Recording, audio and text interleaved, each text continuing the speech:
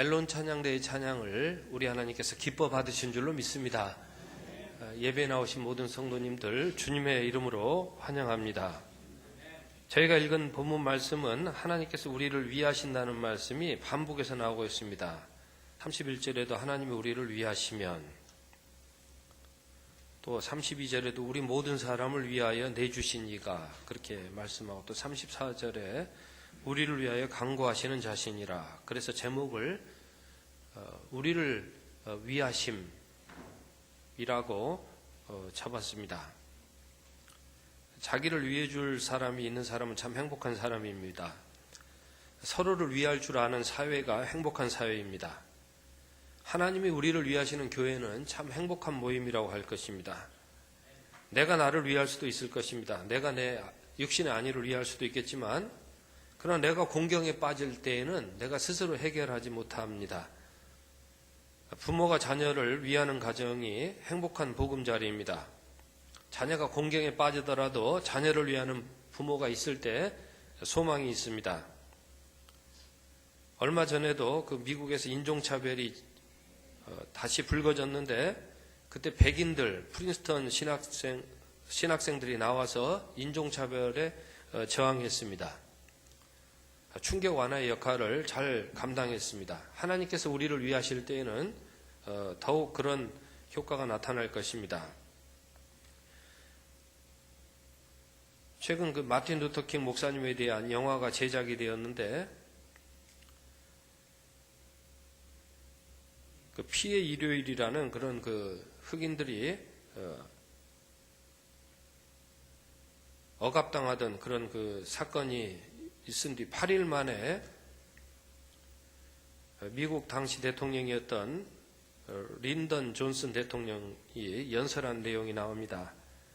이제 이것은 더 이상 흑인들만의 문제가 아닙니다. 또 우리 남부 지역의 문제만도 아니고, 또 북쪽 지역의 문제만도 아니고, 이것은 우리 미국 사람 전체의 문제입니다. 라고 이렇게 의회에서 발언을 했습니다. 그리고 몇 개월 지나지 않아서 흑인들의 그런 투표권이, 또 피선거권이 또 인정이 되었습니다.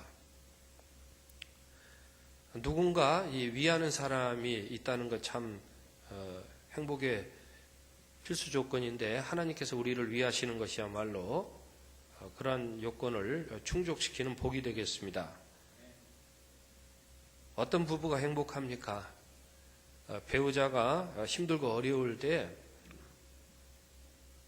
위해 줄 아는 그런 그 부부가 행복한 부부입니다. 로마서 1장에 보게 되면, 저는 오늘 이 본문 말씀을 로마서 1장 그 16절, 복음에는 하나님의 의가 나타나서 믿음으로 믿음에 이르게 하나니 기록된 바 오직 의인은 믿음으로 말미암아 살리라 함과 같으니라는 이 말씀과 잇대어서 그렇게 전하고자 합니다. 믿음이란 게 무엇입니까? 어떤 사람은 신실함으로 번역을 합니다. 그러면 누구의 신실함을 말하는 것입니까? 사람의 신실함입니까? 그렇게 생각하기는 어렵습니다. 왜냐하면 사람은 신실하기가 어렵습니다. 약속을 지킨다고 하고 책임진다고 해도 상황이 따르지 않으면 약속을 못 지킵니다. 좋은 일 하다가도 난관에 부딪히면 어떻게 할 수가 없습니다. 그래서 여기 그 믿음을 신실함으로, 사람의 신실함으로 번역하는 것은 좀 어색합니다.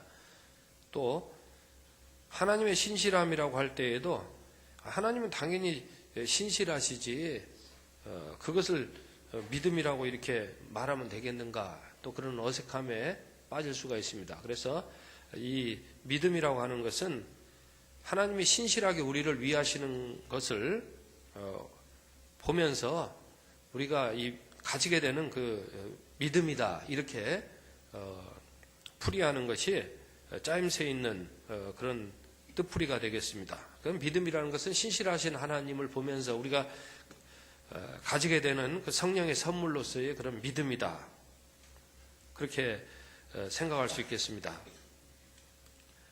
우리 권사님 한 분이 이 병원을 6번 옮기셨습니다.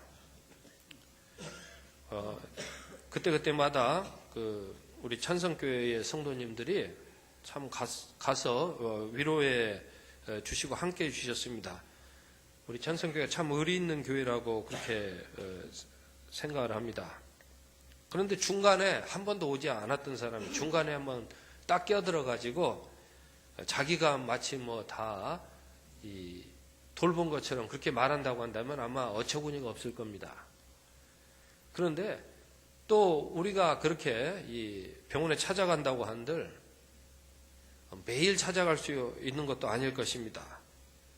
그래서 아마 그렇게 긴급한 상황에 빠진 사람이 사실은 전적으로 맡겨야 할 상황임에도 불구하고 전적으로 맡기기가 참 어렵습니다. 그래서 오늘 우리는 이 본문 말씀을 보면서 우리가 전적으로 맡겨야 될 분이 있다면 그분은 바로 예수님을 아끼지 않고 내어주신 하나님이시다. 이것을 다시 한번 재확인하고자 합니다. 어떻습니까? 전적인 믿음을 가지고 사십니까?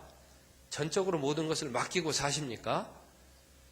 맡길 만한 사람이 없죠. 또 맡길 만한 세상의 상황이 아니겠죠. 그러나 우리 하나님은 자기 아들과 함께 모든 것을 내주시는 하나님이시기 때문에 하나님께 대하여는 우리가 순전한 전적인 것을 부분적인 믿음이 아니라 모든 것을 다 내어 맡기는 전적인 믿음으로 살아도 좋겠다라는 말씀을 저는 전해드리고 싶은 것입니다.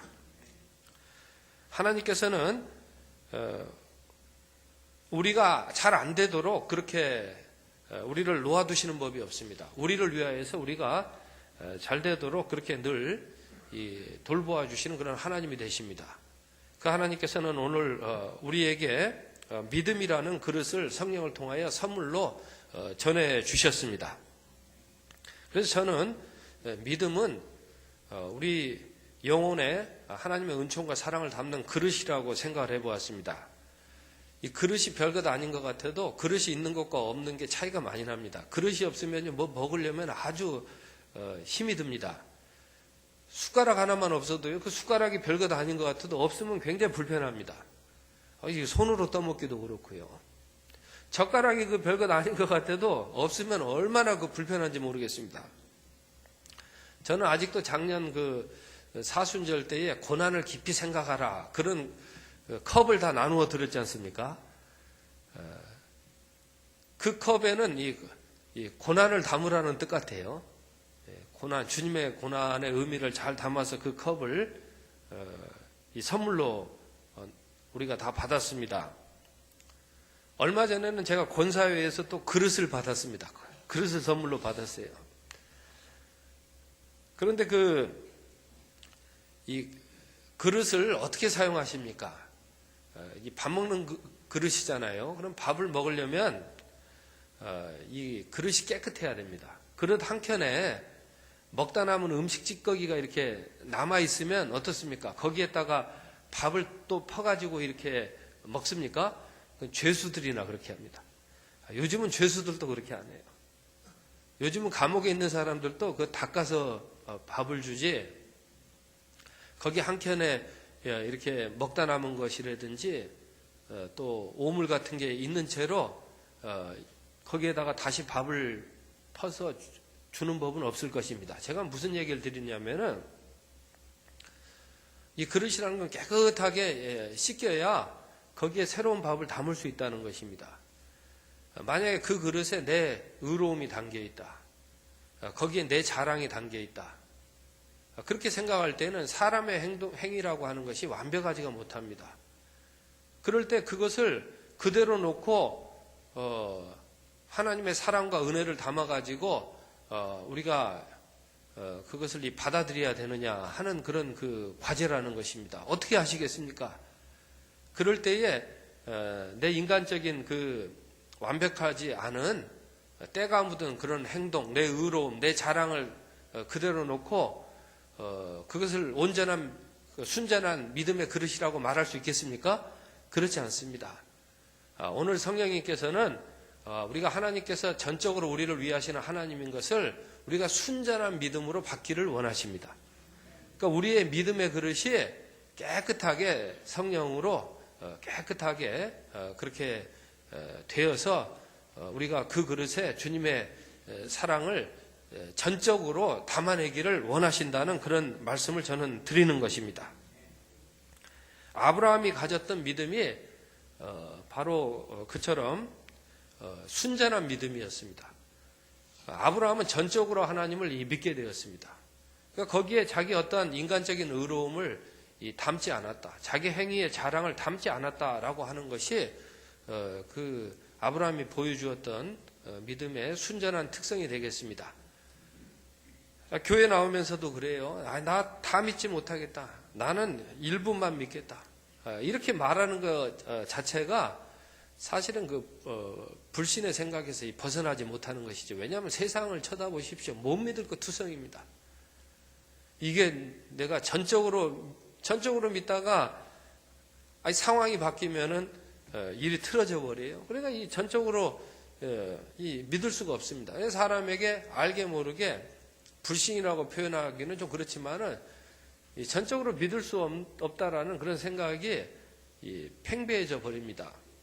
교회 나와서도 그 상태 그대로 있습니다. 그러나 교회 나와서만큼은 우리 하나님은 전적으로 믿을 만한 하나님이시라는 것을 우리가 숙고해야 되는 것입니다. 그래야 마음이 좀 평안할 것 아니겠어요? 하나님께서는 예수님을 통하여서 우리가 전적인 믿음을 가질 만한 그런 하나님인 것을 잘 보여주셨습니다. 그러나 오늘 우리의 믿음이 순전한 믿음이 되게 하시는 성령의 뜻을 받드는 것이 좋겠습니다. 그래서 의롭다고 인정받는 사람은 오직 의인은 이 순전한 믿음으로 살게 된다는 것입니다. 그래서 그 로마서의 말씀에 보게 되면 믿음에서 이 믿음에 이르게 한다. 이런 이 구절이 있습니다. 이것에 대해서 이 성경에 열심히 그 시간을 드리고 살펴보셨던 분들이 이런 이런 설명을 했습니다. 하나님이 얼마나 신실하신 사랑으로 우리를 위하시는지를 한번 생각해 보시라. 그러면은 사람이 순전한 믿음으로 하나님을 믿게 된다. 유대인들이 이 하나님을 잘 믿었지 않습니까? 야곱, 이제 유대인의 조상이라고 볼 수 있죠. 12지파가 생겨나게 했던 그런 유대인의 조상 중에 야곱을 보게 되면은 하나님을 적당히 믿지 않았습니다. 하나님을 순전한 믿음으로 믿었습니다. 처음에는 자기 술수를 섞어가지고 믿었지 않습니까? 그런데 나중에는 이제 자기 환도뼈가 꺾이고 이제 거짓이 없는 그런 참 이스라엘로 하나님을 믿게 되었던 것을 보게 됩니다. 그래서 저는 이런 얘기를 드리는 것입니다. 그렇게 유대인들이 이스라엘 사람들이 하나님을 순전한 믿음으로 믿었다는 것입니다. 그 구약의 그런 모든 기록들이 믿었던 사람들은 하나님을 순전하게 믿었지 자기의 의로움을 거기에 섞어가지고 믿지 않았다는 것입니다. 그런데 하나님께서 이제 약속대로 예수님을 보내주시고 그 예수님 안에서 우리를 전적으로 사랑하시고 구원하시고 용서의 은혜를 베풀어 주셨습니다. 그렇다면은 하나님을 순전한 믿음으로 믿었던 사람들이라면 당연히 예수님도 순전한 믿음으로 믿어야 된다라는 그런 뜻이 담겨 있는 말씀입니다. 그러니까 예수님께서도 두려움에 떨고 있던 제자들에게 그렇게 말씀하셨지 않습니까? 너희가 하나님을 믿으니 또 누구를 믿어라? 나를 믿어라 라고 그렇게 말씀하여 주셨다는 것입니다. 그러니까 유대인들이 하나님을 그때 믿을 때에 자기의 행위의 의로움과 자랑을 섞어갖고 믿지 않았습니다. 그렇다고 한다면은 예수님을 통해 가지고 하나님께서 은혜를 베풀어 주실 때에도 그 사람들은 순전한 믿음으로 내가 율법을 잘 지키지 않았습니까? 내가 얼마나 성공한 사람인지 아십니까? 이런 걸 섞지 않고 오늘 또 순전한 믿음으로 전적인 믿음으로 예수님을 믿는 것이 합당하다는 말씀이 바로 로마서 1장 16절의 말씀의 뜻 가운데 하나가 되겠습니다. 그래서 믿음으로 믿음에 이르게 한다. 하나님을 잘 믿는 사람은 예수님을 잘 믿게 된다라는 그런 말씀의 뜻이 되겠습니다. 성령을 가리켜서 하나님의 영이라고 그렇게 말씀합니다. 또 성령을 가리켜서 예수 그리스도의 영이라고 그렇게 말씀합니다. 성령을 가리켜서 어느 인간의 영이라고 말하는 법이 없습니다. 성령을 가리켜서 무슨 유명한 무슨 사람의 이름을 따서 그 사람의 영이라고 말하지 않습니다. 그것은 이 성령은 잘 믿게 하시는 영입니다. 성령은 하나님을 잘 믿게 하시는 영이 되십니다. 또 성령은 예수님을 잘 믿게 하시는 영이 되십니다. 교회를 오래 다녔는데 아니 믿는 것을 뒤로 미룰 필요가 뭐 있습니까? 성령이 역사하시면은 바로 믿게 되는 것입니다. 하나님을 잘 믿게 될 뿐만 아니라 또한 그 예수님을 잘 믿게 됩니다. 잘 믿게 된다는 그런 뜻은 자기 그 자랑이나 자기 업적을 섞지 않고 믿게 된다는 그런 뜻이 되겠습니다. 그렇다고 한다면 우리는 또 이 믿는다고 하는 것을 이렇게 믿음에서 믿음으로 이른다고 하는 것을 이렇게 또 설명할 수 있겠습니다. 성령님은 우리에게 깨끗한 믿음의 그릇을 우리에게 다 선물로 주셨습니다. 그렇다면은 우리가 이 믿음의 그릇을 주님의 은혜를 오늘 우리가 받아 누릴 때에 어떻게 간직해야 되겠습니까? 거기에 내 인간적인 이 자랑과 내 의로움을 거기에 섞어서 믿어야 되는 것입니까? 아니면 이것을 깨끗하게 다 닦아낸 다음에 순전한 믿음으로 믿어야 되는 것입니까? 그래서 성령님께서 우리에게 깨끗한 그릇을 선물로 주셨으니까 우리가 늘 우리의 자랑을 다 이 성령님께서 닦아내게 하시고 주님께서 다 우리를 돌보아 주신다는 전적인 사랑을 우리가 순전한 믿음의 그릇으로 그렇게 받아낼 수 있었으면 좋겠습니다. 그래서 돌아온 탕자의 비유를 보게 되면은 이 돌아온 탕자는요 순전한 믿음을 가지고 이제 집에 돌아옵니다. 이제는 아버님 말씀이라면은 내가 무조건 듣겠다. 왜냐하면 내 아버님에게는 내가 이제 못 믿을 게 없다. 이런 마음으로 이 순전한 믿음으로 그렇게 집에 돌아옵니다. 그런데 큰아들은 어떻습니까? 큰아들은 아버지가 좋다는 것을 알아도 전적으로 믿습니까? 전적으로 믿지는 않습니다. 왜? 자기 자랑이 있는 거예요. 내가 이렇게 열심히 일했는데 아버지는 왜 그렇게 하십니까? 자기 자랑이 있는 거예요. 그래서 아마 아버지는 이렇게 얘기하셨을 거예요. 야, 너 휴가가 필요하냐? 휴가 달라 그러면 내가 줬을 텐데 너 왜 그런 식으로 얘기하냐? 아버지 생각은 달랐을 것이라고 생각을 해봅니다. 그래서 이 큰아들은 자기 의로움을 섞어가지고 아버지를 믿었던 거예요. 그런데 오늘 이 본문 말씀은 하나님은 전적으로 믿을 만한 하나님이시니까 우리가 이 큰아들의 믿음보다는 깨끗이 그릇이 닦여진 그런 돌아온 탕자의 그런 믿음으로 살기를 그렇게 요청하는 그런 축복의 말씀이라는 것입니다. 작은 아들, 그 탕자도요, 처음에는, 내가 나가면은 사업에 성공할 수 있습니다. 자신만만했잖아요. 그렇지 않습니까? 내가 누군지 아십니까? 내가 얼마나 대단한 사람인지 아십니까? 그래. 아버지가 나를 모르셨으니까 지금 이 상소 꽁꽁 숨기고 앉으시는 거 아버지가 언제 그랬어요? 너 그렇게 자신 있으면 한번 해봐라. 아버지가 다 내주시잖아요. 그럼 나가서 말이에요. 성공했습니까? 깡통 찼습니까? 깡통 찼어요. 왜 그런지 아십니까? 제가 이런 이야기를 드릴게요. 여기에 담긴 성서의 메시지의 그런 뜻이 무엇이냐면은 우리 도박장에 들어가는 사람이요, 자기가 돈 잃을 거라고 도박장 들어가는 사람 있습니까? 없습니까? 한 사람도 없어요. 도박장 들어가는 사람은 다 자기가 돈 딸 생각하고 도박장 들어와요. 근데 저는 아직까지 도박장 가고 돈 딴 사람을 만난 적이 없습니다. 그냥 한번 슬쩍 들어가갖고 조금 따고 나온 얘기는 제가 들었어도 매일 도박해가지고 저는 성공한 사람 제가 보지 못했어요. 왜? 이 도박이라는 기계 자체가 딸 수 있게 돼 있어요? 딸 수 없게 돼 있어요? 승률이 낮아요. 제가 그 이야기를 드리는 거예요. 무슨 얘기냐면 자기 자랑이 섞어가지고 이 살아간다는 것은 인생에 있어서 행복의 승률이 높아지는 것입니까? 낮아지는 것입니까?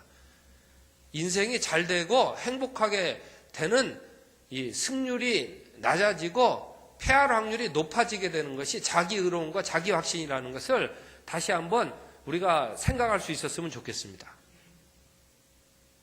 그러나 이것에 비교해 가지고 주님께서 우리를 전적으로 돌보아 주신 사랑을 믿고 살면은 승률이 높아지겠습니까? 낮아지겠습니까? 그 은혜에 따라 살면은 이 승률이 높아지고 행복할 그런 그 확률이 높아진다는 사실을 우리 성도님들이 늘 생각해 주셨으면 좋겠습니다.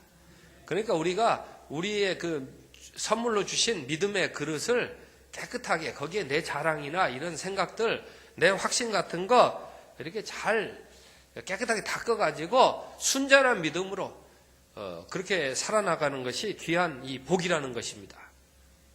자주 그 인용되는 사람입니다. 전설적인 그 타자 중에 야구 그 타자지요. 테드 윌리엄스라는 사람이 있습니다. 40대 넘은 사람이 많지만 아마 이 사람이 그 표준 교과서와 같이 인용되는 그런 사람입니다. 근데 이 사람이 한 말이 지금은 상식이 되었습니다. 이 투수가 공을 던지는데 이 사람이 이런 말을 했어요. 볼을 치지 말고 스트라이크를 쳐라. 지금은 상식이 된 말이죠.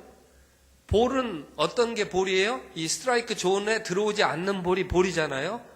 그러니까 안 좋은 볼이 볼이에요. 스트라이크 안에 들어오는 볼이 좋은 볼이에요. 그러니까 이 사람이 자기는 4할대를 친 사람인데 3할대 이상을 치려고 한다면은 볼을 쳐서는 절대로 그 3할대를 못 넘는다. 그래서 이 사람 말이 지금 다 상식이 됐어요. 좋은 볼을 치라는 거예요. 좋은 볼을 보고 좋은 볼을 쳐야 3할을 넘을다는 거예요.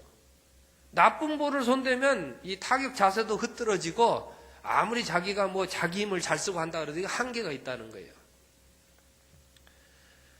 다시 말씀드리자면 우리가 하나님의 사랑과 은혜에 우리가 그것을 믿음으로 받아들이면서 살아야 된다는 것입니다. 다른 것에 우리가 반응하고 살면은 죄송합니다만은 타율이 낮아집니다.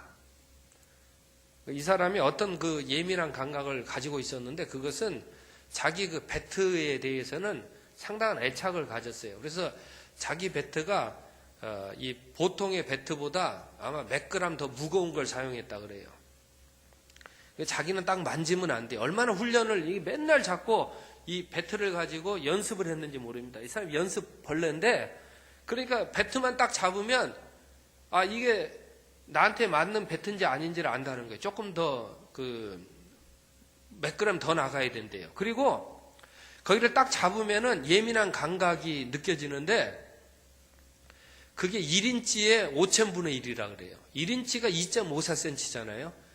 1인치에 5,000분의 1이면 못 느끼는 그런 작은 밀리미터 정도입니다. 그런데 이것을 딱 잡는 게 자기 마음에 들고 안 들고 그런데요. 그래서 그게 안 맞으면은 그 배트를 만드는 그 제조 회사에 돈을 특별히 더 많이 줘가지고 사장님 꼭 요곳에 맞춰 주십시오 해가지고 그 배트를 사용했다 그래요. 이 사람이 그 사할 이 타율을 유지했던 그 비결 중에 하나라고 이제 제가 인터넷 글에서 확인을 한 것입니다. 우리 믿는 사람들이요, 믿음의 그릇을 최적의 그릇으로 늘 그렇게 잘 준비하는 것이 중요하다는 것을 저는 확인해서 말씀드리는 것입니다. 내가 정말 주님의 은혜를 잘 받아낼 만한 성령께서 맞춰주시는 그런 순전한 그릇이 되기를 우리가 기도하고 나아갈 수 있었으면 좋겠습니다. 그리고 또 이 믿음에서 이 믿음에 이르게 된다라는 이 뜻은 세 번째로는 이런 겁니다. 하나님께서 우리가 안 좋은 상태에서 이 구원해 주시고 살려주실 때에 그 사랑을 베푸실 때는 내가 죽을 위치에 있었으니까 사람이 전적으로 믿습니까? 안 믿습니까? 전적으로 믿어요. 난 죄인이잖아요. 나는 완전히 이제 최후의 그 법정에서는 이제 이제 영벌을 받게 되는 그런 직전에 놓여 있지 않습니까? 그러니까 그때는 내가 아쉬우니까 어떻게 해요? 내가 절대 의리잖아요. 그러니까 아이고 하나님 전적으로 하나님 뜻대로 하십시오. 예수님의 그 은총 가운데 전적으로 날 살려주십시오 해가지고 내가 영혼 구원의 은총을 입었단 말이에요. 근데 어떤 사람들은 이것도 안 믿으니까 참 답답하지요. 교회 나오면서도. 그런데 그러고 나서 이제 내가 영혼 구원은 받았단 말이에요. 그러니까 나 천국 간단 말이에요. 그러니까 그 다음부터는 자기 마음대로 합니까 안 합니까? 나는 이제 보험 들었단 말이에요. 그러면서 다른 일이 생기면 그때는 전적인 말하자면 순전한 믿음으로 합니까? 아니면 부분적인 믿음으로 합니까? 그대로부터는 부분적인 믿음으로 한다는 거예요. 그러니까 그 말씀은 우리가 산 것도 전적인 은혜에 따라 순전한 믿음으로 살았으니까 오늘 우리가 행하는 것도 전적인 은혜와 사랑에 따라서 순전한 믿음으로 행하는 것이 좋겠다라는 그런 말씀입니다. 그러니까 사람이 자기 확신을 가지고 살다가 사실은 그 낭패를 당하게 되는 수가 얼마나 많습니까? 그렇습니까? 그렇지 않습니까?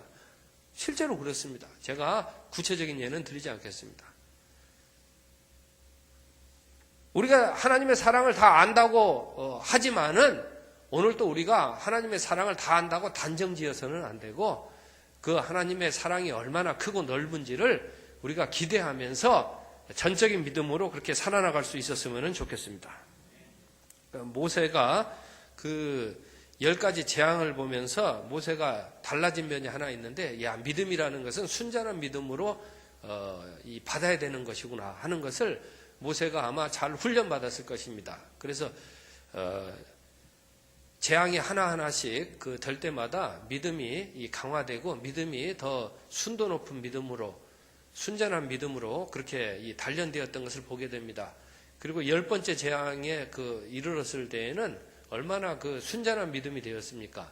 사실 그것은 전적으로 다 맡기는 재앙이라기보다는 이 구원의 어린 양에 관한 그런 믿음이지 않습니까? 그래서 모세가 하나님의 그 능력을 믿는 믿음에서 전적인 또 어린 양의 대속의 은혜를 믿는 그 믿음으로 순전한 믿음으로 나아가게 되었습니다. 그래서 모세가 아시겠지만 홍해 앞에 섰는데 그 백성들 앞에서 뭐라 그러냐면 오늘 우리가 여기에서 우리의 인간적인 행위의 자랑을 우리의 행동을 섞을 필요가 있다 그랬습니까? 없다 그랬습니까?